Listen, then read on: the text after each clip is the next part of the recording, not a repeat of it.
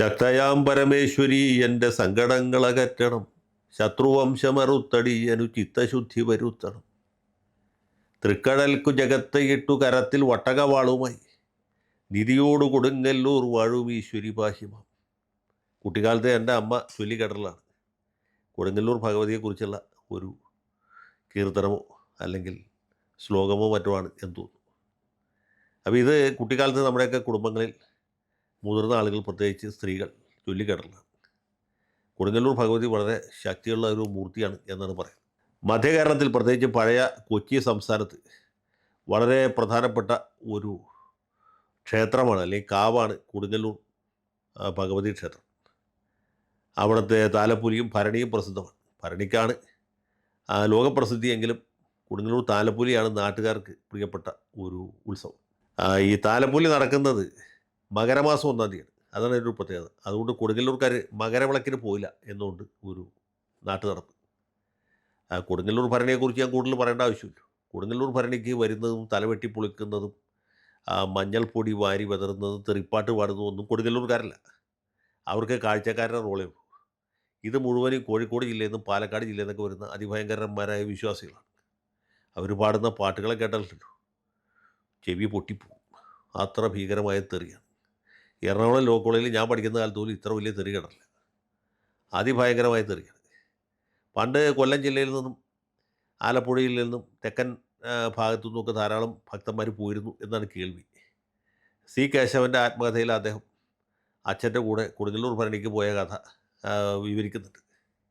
അന്ന് കേട്ട് ഹൃദിസ്ഥമാക്കിയ ചില പാട്ടുകൾ പുള്ളി വീട്ടിൽ വന്നതിന് ശേഷം പാടിയെന്നു. അത് കേട്ട് അച്ഛൻ കോപാകുലനായി. പിന്നീട് പുള്ളി ഒരിക്കലും ഭരണിക്ക് പോയിട്ടില്ല എന്നൊക്കെ പറയുന്നുണ്ട്. അപ്പോൾ തെക്കൻ ജില്ലകളിൽ നിന്നും പണ്ട് ആളുകൾ ഭരണിക്ക് പോയിരുന്നു എന്നുകൂടെ മനസ്സിലാക്കുക. ഏതായാലും ഇങ്ങനെ വളരെ വളരെ സവിശേഷതകളുള്ള ഒരു സ്ഥലമാണ്.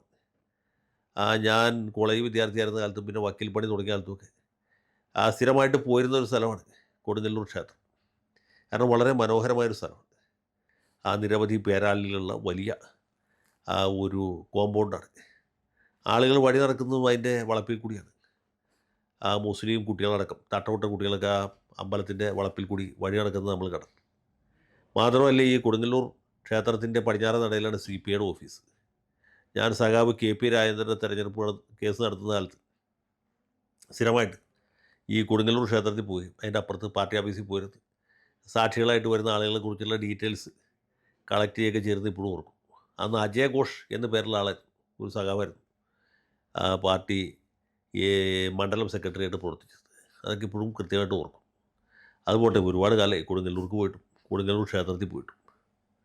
ഇതിപ്പോൾ പറയാൻ കാര്യം എന്താണെന്ന് നിങ്ങൾക്ക് മനസ്സിലാക്കുള്ളൂ. സഖാവ് P Jayarajan, EP ജയരാജനല്ല, P Jayarajan ഈ ക്ഷേത്രത്തിൽ ദർശനം നടത്തിയെന്ന് പറയാൻ പറ്റില്ല, ക്ഷേത്രം സന്ദർശിച്ചു, കൊടുങ്ങല്ലൂർ കാവ് സന്ദർശിച്ചു എന്നാണ് വാർത്ത.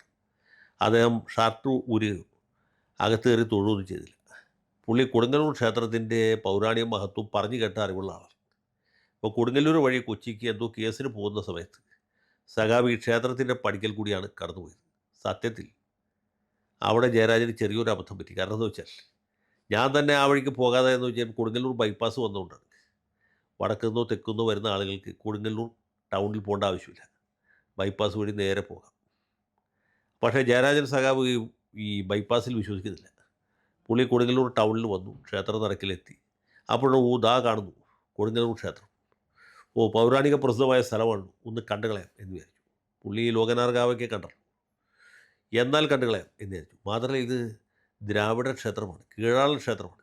നമ്മുടെ പൂജ നടത്തുന്നതൊക്കെ പൂണൂൽക്കാരാണെങ്കിലും ഇതിന് അടിസ്ഥാനപരമായ ഒരു ദ്രാവിഡ സ്വഭാവമുണ്ട്. സവർണ ക്ഷേത്രമല്ല, അവർണ ക്ഷേത്രമാണ്.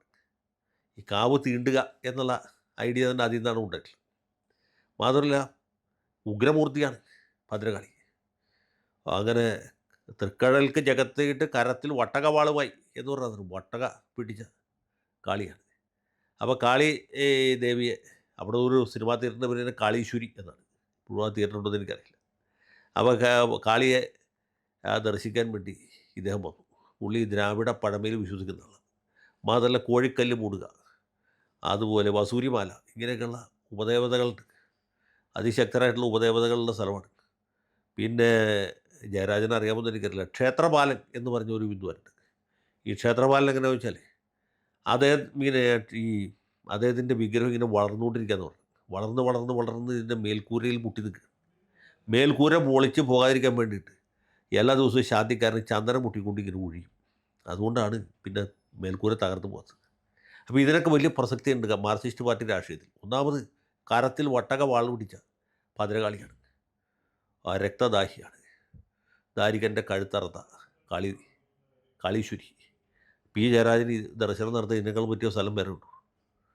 സത്യത്തിൽ മലബാറിലൊക്കെ പല കാവുകളും ഉണ്ടെങ്കിലും ഈ കൊടുങ്ങല്ലൂർ കാവ് പോലെ ഒരു സ്ഥലം ഉണ്ടാവുമെന്ന് ഞാൻ വിചാരിക്കത്തില്ല. പിന്നെ വസൂരിമാല, ഇത്രയധികം വധൂരികൾ വേറെ ഏതെങ്കിലും പാർട്ടിയിലുണ്ടോ? ഒന്ന് ആലോചിച്ചു. അപ്പോൾ ജയരാജൻ വരാൻ കുറച്ച് വൈകിയെന്നേ ഞാൻ പറയുള്ളൂ. മാത്രവുമല്ല, അതിനകത്ത് വേറെ സംഭവം കൂടിയുണ്ട്.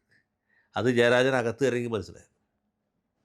ഈ ദേവിയുടെ വിഗ്രഹം തന്നെ വളരെ പ്രത്യേകതയുള്ള വലിയ ദാരുശില്പമാണ്.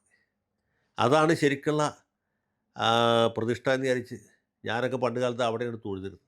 പിന്നീട് മനസ്സിലായത് അതല്ല, അതിനപ്പുറത്ത് ചെറിയൊരു വിഗ്രഹമുണ്ട് കരിങ്കല്ലിൽ തീർത്ത്, അതാണ് മൂലവിഗ്രഹം. അവിടെയാണ് തൊഴുന്നത്. നമ്മളെ പോലുള്ള വിവരദോഷികൾ CPI-കാരൊക്കെ പോയിട്ട് ഈ ദാരു വിഗ്രഹത്തിലാണ് തൊഴുതിരുന്നത്. അതുമാത്രമല്ല, അതിന് വേറൊരു പ്രത്യേകതയുണ്ട്. ഈ കൊടുങ്ങല്ലൂർ ക്ഷേത്രം യഥാർത്ഥത്തിൽ ഒരു ശിവക്ഷേത്രമാണ്. കിഴക്കോട്ട് ദർശനമായിട്ട് ശിവൻ ഇരിപ്പുണ്ട്. വടക്കോട്ട് തിരിഞ്ഞാണ് കൊടുങ്ങല്ലൂർ അമ്മ ഇരിക്കുന്നത്. കൊടുങ്ങല്ലൂർ അമ്മ യഥാർത്ഥത്തിൽ ഉപപ്രതിഷ്ഠയാണ്. അത് വേറെ ശ്രീകോവിലാണ്. പരമശിവന് വട്ട ശ്രീകോവിലാണ്. പക്ഷേ പിൽക്കാലത്ത് ഈ കൊടുങ്ങല്ലൂർ ഭഗവതിയുടെ ശക്തി വർദ്ധിച്ചപ്പോൾ ശിവൻ മിക്കവാറും അപ്രസക്തനായി. അതുകൊണ്ട് ചില വീടുകളെക്കുറിച്ച് ഇങ്ങനെ ഒരു ചൊല്ലുണ്ട്. അത് കൊടുങ്ങല്ലൂർ അമ്പലത്തിൽ ശിവൻ ഇരിക്കുന്ന പോലെയാണ്. അതായത് വീട്ടിൽ ഭാര്യയ്ക്കാണ് പത്രസ്, ഭർത്താവിന് പറയത്തക്ക റൂളൊന്നുമില്ല എന്ന അർത്ഥത്തിൽ. അപ്പോൾ ഇങ്ങനെ വളരെ പ്രാധാന്യമുള്ളൊരു ക്ഷേത്രത്തിൽ സഖാവ് ജയരാജൻ സന്ദർശനം നടത്തിയതിൽ ഒരു തെറ്റുമില്ല. അകത്ത് കയറി തൊഴാഞ്ഞത് മോശമായി എന്ന് ഞാൻ പറയുള്ളൂ. കാരണം പരമശിവൻ എങ്ങനെയാണ് അപ്രസക്തനായി പോയതെന്നും കാളീശ്വരി എങ്ങനെയാണ് ശക്തിയായി തീർന്നതെന്നും കരത്തിൽ വട്ടക വാൾ പിടിച്ചിരിക്കുന്നതിൻ്റെ പ്രത്യേകത എന്താണെന്നും ഒക്കെ മനസ്സിലാക്കാനുള്ള ഒരു അവസരം പുള്ളി നഷ്ടപ്പെടുത്തി. എന്ന് മാത്രമല്ല, ക്ഷേത്ര ജീവനക്കാരോട് ഇതിൻ്റെ വീഡിയോ എടുക്കരുത്, ഞാൻ ഇവിടെ വന്ന കാര്യം ആരോടും പറയരുത് എന്ന് പറഞ്ഞു എന്നാണ് ശത്രുക്കൾ പറഞ്ഞത്. അതൊന്നും ജയരാജൻ പറയുന്നത് എനിക്ക് തോന്നില്ല. കാരണം ജയരാജൻ ചങ്കൂറ്റമുള്ള ആളാണ്. ചിലപ്പോൾ ഒരുപക്ഷെ ഷർട്ട് ഊരാനുള്ള വൈക്ലബ്യം കൊണ്ടായിരിക്കും പുള്ളി അകത്ത് കയറി ദർശനം നടത്താൻ എന്ന് ഞാൻ വിചാരിക്കുന്നു. അപ്പോൾ ജയരാജ സാഹവേ, നേരത്തെ അറിയിക്കുകയാണെങ്കിൽ ഞാനും വരാം, നമുക്ക് രണ്ടുപേരും കൂടി ഒരുമിച്ച് ദർശനം നടത്താം. കൊടുങ്ങല്ലൂർ അമ്പലത്തിൽ പോയിട്ടൊന്നും വൈരുദ്ധ്യാധിഷ്ഠിത ഭൗതികവാദവും തൊഴിലാളി വർഗ സർവാധിപത്യം ഒന്നും തകരാൻ പോകുന്നില്ല. മാത്രമല്ല, പിണറായി വിജയൻ തകർന്നില്ലേ? അത് വെച്ച് നോക്കുമ്പോൾ ഇത് വല്ലതുമാണോ? അങ്ങനെയൊന്നും പേടിക്കാനില്ല. ഇനിയുള്ള കാലത്ത് ഇതൊന്നും ഇല്ലാതെ മനുഷ്യർക്ക് മുന്നോട്ട് പോകാൻ പറ്റില്ല. അതുകൊണ്ട് സഖാവ് നേരത്തെ അറിയിക്കുകയാണെങ്കിൽ ഞാനും വരാം, നമുക്കൊരുമിച്ച്. ഞാനും പോയിട്ട് ഒരുപാട് കാലമായി. ഇപ്പോൾ ഇത് പറയുമ്പോൾ എനിക്ക് ഭയങ്കര നൊസ്റ്റാൾജിയ തോന്നുന്നത്. ആ കൊടുങ്ങല്ലൂർ അമ്പലത്തിൻ്റെ തൊട്ടപ്പുറത്ത് നല്ലൊരു ചായക്കടയിൽ നല്ല എരിവുള്ള പരിപ്പൂടയും കിട്ടും. ആ ഒരു സ്മരണയും കൂടി ഞാൻ പങ്കുവയ്ക്കുകയാണ്. അടുത്ത പ്രാവശ്യം നമുക്ക് ഒരുമിച്ച് പോകാം. ലാൽ സലാം.